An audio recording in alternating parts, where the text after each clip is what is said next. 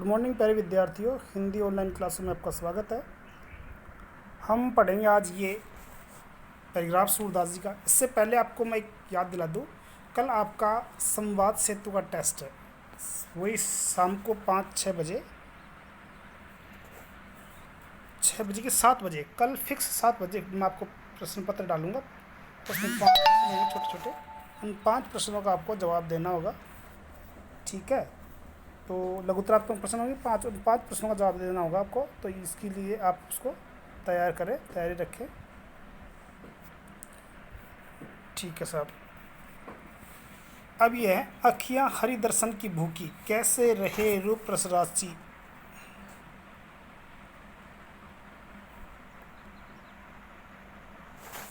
कैसे रहे रूप रसराची, ये बतिया सुन रूखी।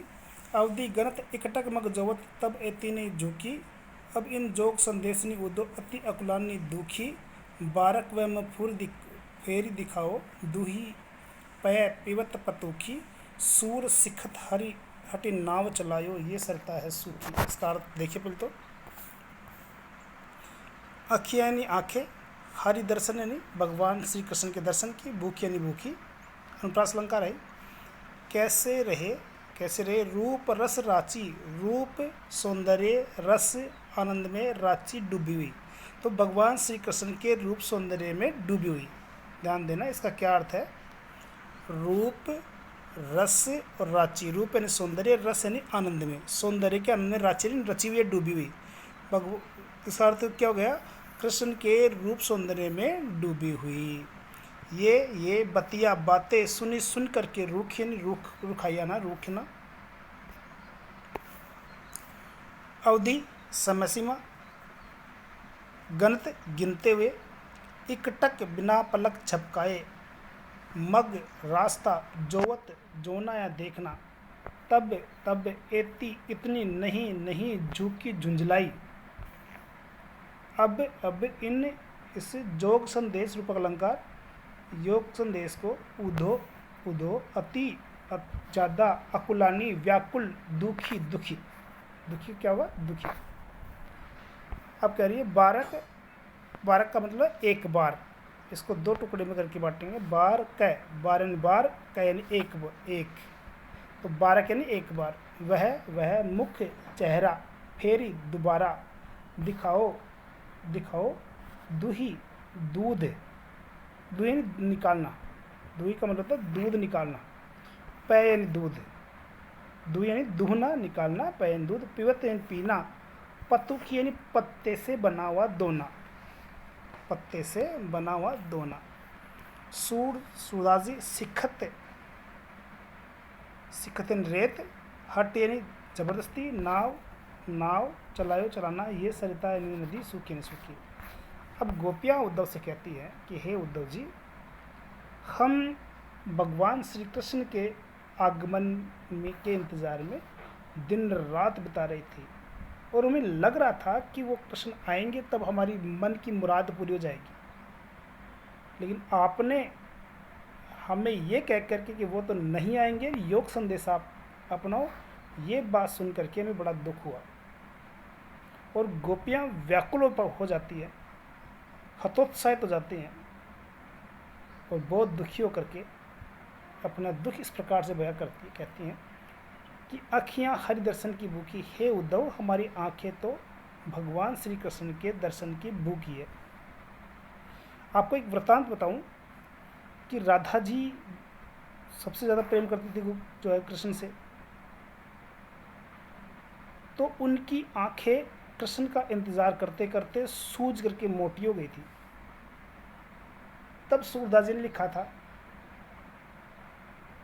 कि भर गई दरस विरह बयार दरस बिनु, निश दिन रहत उघारी। क्या, भर गई विरह बयार निश दिन रहत उघारी, मतलब उसकी जो आंखें हैं वो दिन रात उघाड़ी रहती है, इसलिए इसमें क्या हवा भर गई। कौन सी हवा, विरह की, वियोग की हवा भर गई, इसलिए बेचारी उघाड़ी रहती है, बंद हो ही नहीं सकती, वो इतनी फूल गई कि उनमें वापस बंद करने की जो है चाह नहीं है या हो नहीं सकती, क्योंकि वो आंखें सूज करके मोटी हो गई, उनमें विरह रूपी वियोग की जो हवा भर गई। तो इस प्रकार से गोपियाँ भी कहती है कि ये हरी अखियाँ दर्शन की भूखी, हमारी जो आँखें हैं वो भगवान श्री कृष्ण के दर्शन की भूखी है। कैसे रहे, अब हमारी आंखें कैसे रह सकती है उनके वियोग में? रूप रस राची भगवान श्री कृष्ण के रूप सौंदर्य के लालच में डूबी हुई है, रस में डूबी हुई है। रूप रस राची कृष्ण के रूप सौंदर्य के आनंद में डूबी हुई है।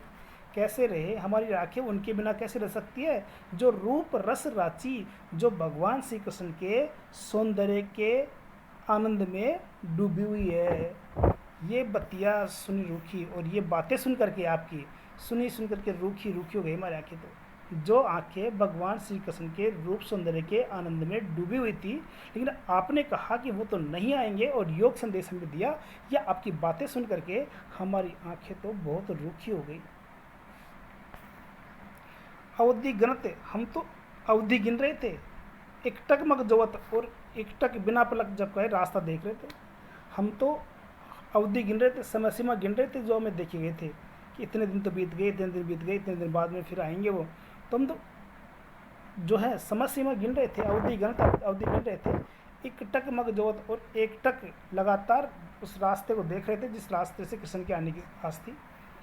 तब एती नहीं झुकी, तब हमारी आंखें इतनी नहीं झुकी थी, धुंधलाई नहीं थी, क्योंकि उनको आने का इंतज़ार था। उनको इंतज़ार था कि कृष्ण एक ना एक दिन अवश्य आएंगे।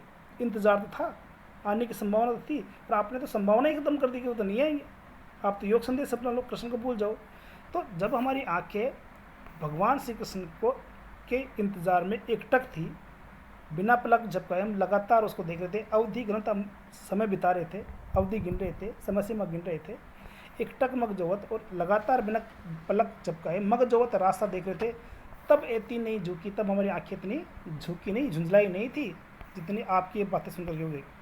अब इन योग संदेश ने उद्धव है उद्धव, अब इस योग संदेश को अति अकुलानी दुखी, हमारी सुन करके हमारी आंखें अति अकुलानी, अति की व्याकुल हो गई, और दुखी दुखी हो गई, अकुलानी व्याकुल। देखो, अब इन योग संदेश ने, अब आपके द्वारा दिए गए इस योग संदेश को सुन करके उद्धव है उद्धव अति अकुलानी, बहुत अधिक व्याकुल हो गई, और दुखी, बहुत दुखी हो गई। आपने सुना, गलत ही सुना दिया। अब गोपिया कहती है कि हम क्या चाहती हैं। देखिए, बारक है उद्धव, अगर आप उनका संदेश हमारे पास लेके आए तो हम, आपका फर्ज बनता है कि हमारा भी संदेश आप उनके पास पहुंचाए। तो कह रही है बारक वह मुख फेरी दिखाओ, बारक यानी एक बार, वह मुख फेरी दिखाओ, उनका वह दर्शन फिर से दिखाओ, हमें वह चेहरा फिर से दिखाओ। कौन सा चेहरा?